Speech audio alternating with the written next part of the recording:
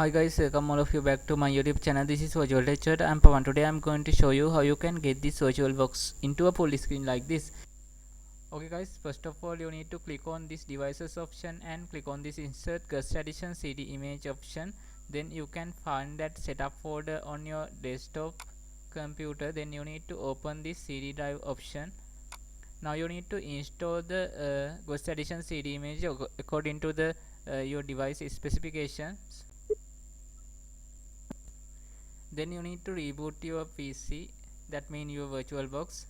You need to click on this view option on your VirtualBox. Then you need to click on here, then change your resize into first option. Now your VirtualBox will be came to this kind of screen. Then you need to click on here once again and click on this option once again. Then your VirtualBox will be back to normal with a full screen. So this is the end of our video. Thank you all for watching this video. Please subscribe my YouTube channel, turn on notification and join with me.